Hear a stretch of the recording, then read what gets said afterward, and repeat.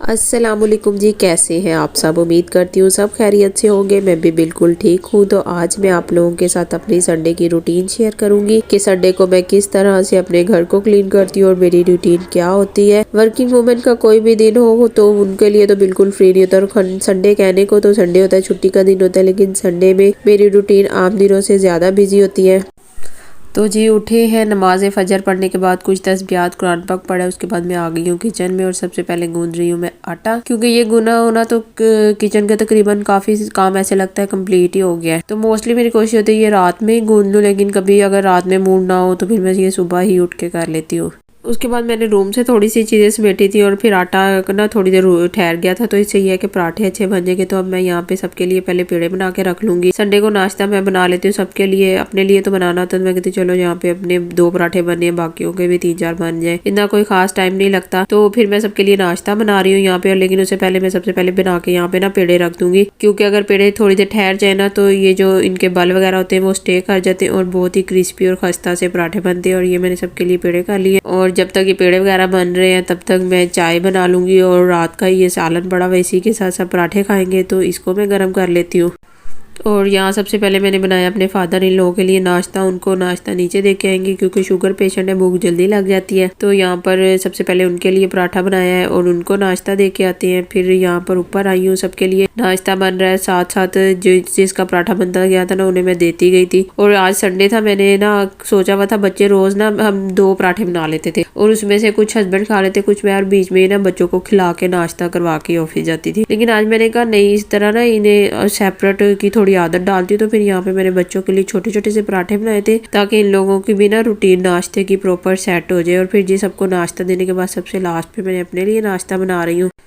नाश्ता से फ्री होने के बाद मैंने जितने भी बर्तन थे उनको कुछ को तो मैं साथ ही हाथ के हाथ ही धोती रही थी, और बाकी ये जो चाय के और दूध वगैरह वाले थे और आटे की जो परात थी उनको भी मैंने लास्ट पे ही धोया था। तो यहाँ पे जितने भी बर्तन है वो सारे मैं वॉश कर रही हूँ।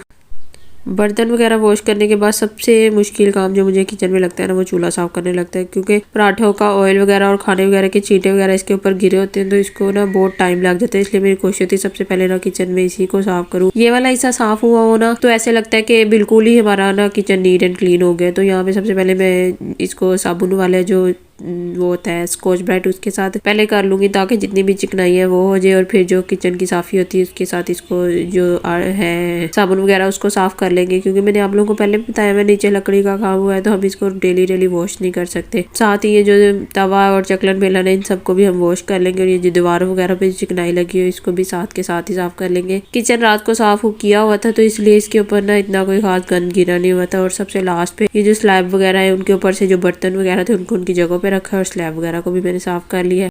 किचन को समेटने के बाद मैं कमरे में आ गई थी और पहले मैंने बच्चों को तैयार किया है। वैसे तो मैंने अल्टरनेट डेज पे ना नहाती रहती हूँ, रोज कपड़े वगैरह चेंज करके ही ऑफिस जाती हूँ, लेकिन ना संडे को मेरी कोशिश होती है इनको अच्छी तरह से नहला धुला के इनके कानों शानों की हाथों की जो पाँवों के जो नाखून है उन्हें काट दूँ। बालों में ऑयल वगैरह अच्छी तरह से लगाने के बाद ना इन्हें तसल्ली से सुकून के साथ बच्चों को नहला देती हूँ, तो पूरा वीक जरा तसल्ली से गुजर जाता है। और लेकिन ये डेली तो नहीं, इस मौसम में हम बच्चों को नहला सकते, इसलिए अल्टरनेट डेज पे मैंने नहला रही हूँ। लेकिन पिछले दिनों जो बहुत ज्यादा ठंड थी उस पर मैंने इन्हें तकरीबन हफ्ते बाद ही नहला रही थी, बहुत ही ज्यादा ठंड इस दफा तो हुई थी। तो यहाँ पे बच्चों को तैयार वगैरह करूंगी और उसके बाद जी हम बाकी काम करेंगे।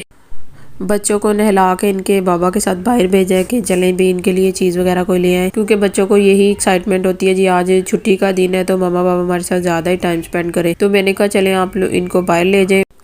तो हस्बैंड ने बाइक की ट्यूनिंग करवानी थी तो वो फिर कहते मैं दोनों को तो नहीं ले जा सकता, तो फिर मैंने पहले बेटे को तैयार किया, उसको भेज दिया था। तो फिर बेटी बाहर अपनी दादों के पास बैठी हुई थी धूप में, तो मैंने कहा चले जब तक ये बाहर बैठी हुई तब तक मैं अपने बेड वगैरह को सेट कर लेती हूँ।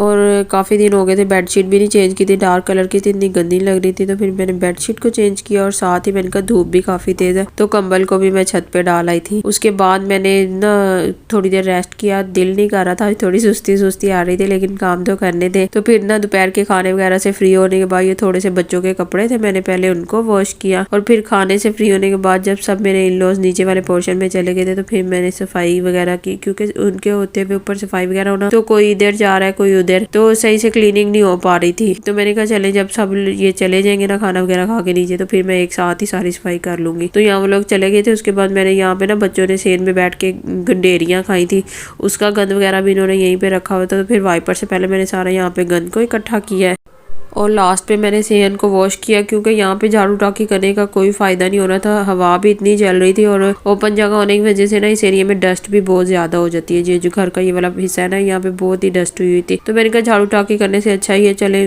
कपड़े वगैरह भी गिर धोए हैं और यहाँ पे पानी वगैरह भी फैला हुआ है, तो इसको ना मैं वॉश ही कर लेती। तो फिर मैंने सारे सेहन को वॉश कर लिया था। धोने के बाद वाइपर फेर लिया था सेहन से। मैंने कहा जब मैं बरामदे से तपड़ी फेरूंगी तो साथ ही मैं इस साइड से भी तपड़ी फेर लूंगी। तो यहाँ पे सारे वाइपर से पानी वगैरह इकट्ठा किया। जो यहाँ पे पौधे वगैरह को अपनी जगह से मूव करके मैंने वॉश किया था, क्योंकि पौधों के पीछे पानी खड़ा रहता है ना, तो वो निकलता नहीं है। तो यहाँ मैंने पौधे वगैरह को ना उनकी जगह से हटा के इसको क्लीन किया था। तो फिर मैंने उनको जो इतनी भी सेन में चीजें थी उनको इकट्ठा किया, पाइप वगैरह उठाया और लास्ट पे दोबारा वाइपर फेरा और सारी चीजों को, ये जो गमले आगे पीछे हुए थे, चरपाइयाँ आगे पीछे थी, उन सारी चीजों को उनकी जगह पे किया है।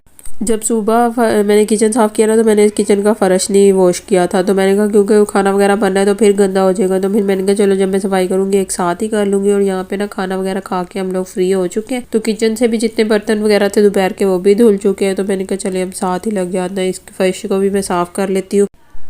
सबसे लास्ट पे मैंने तपड़ी फेरी है। बच्चों को मैं कह रही थी आप लोग नीचे चले जाओ, लेकिन संडे वाले दिन ना बच्चों ने यही कहना होता है कि हमने माँ के पास ही रहना। मैंने इतना कहती हूँ कि जिस तरह आप आम दिनों में अपनी फूफा वगैरह के पास रहते हो ना, संडे को भी थोड़ी देर उनके पास चले जाया करो। लेकिन नहीं, इन्होंने कहना नहीं हमने माँ के पास ही रहना। और मैं इतनी इन्हें यहाँ कह रही थी मैंने तपड़ी फेरी है, ऊपर कोई ना चले जब तक मैं तपड़ी फेरी हूँ, कोई कमरे में ना आए। लेकिन यहाँ पे वो बार बार ना बच्चा कहता है जल्दी फेरो, मैंने साइकिल चलानी, जल्दी फेरो मैंने साइकिल। मैंने कहा आप लोग ना बस थोड़ी देर वेट कर लो, क्योंकि यहाँ पे अगर है ना तपड़ी के ऊपर ही बच्चे साइकिल चलाने लग जाए ना, तो सेहन में वो लाइनें सी मार्बल के ऊपर ना बहुत हाईलाइट होती है। तो फिर मैंने कहा चले जैसे ही यहाँ पे साफ होगा फिर आप लोग कर लेना। और यहाँ पे मैंने तकरीबन ना तपड़ी सारी फेर के क्लीनिंग ऑलमोस्ट कंप्लीट हो चुकी है। और साथ ही मैंने डस्टिंग भी आज कर ली थी, क्योंकि रात को मैंने की नहीं थी कि मैंने घर पे ही होना है। तो फिर मैंने डस्टिंग की और जितनी भी ये बरामदे की चेयर्स वगैरह आगे पीछे हुई थी उनको इनकी जगह पे रखा था। और जी साथ ही मेरी क्लीनिंग हो चुकी थी कंप्लीट। और अल्हम्दुलिल्लाह जी यहाँ पे सारा घर क्लीन हो चुका है। वर्किंग वुमेन्स की यही रूटीन होती है, अगर मैंने अम्मी की तरफ ना जाना तो इसी तरह मैं अपने घर को सारा क्लीन कर लेती हूँ। बस जी यही थी मेरी एक छोटी सी रूटीन और मेरा व्लॉग। संडे में मेरी रूटीन क्या होती है। और अगर आप लोगों को मेरी वीडियो और मेरी क्लीनिंग वीडियो अच्छी लगती है तो मेरी वीडियो को लाइक करें, शेयर करें, मेरे चैनल को सब्सक्राइब करें। थैंक्स फॉर वॉचिंग, दुआओं में याद रखिएगा। और यहाँ पर जी ये देखें बस इन्हें मौका मिल गया है कि मामा ने सफाई कर ली और हम साइकिल चला लें।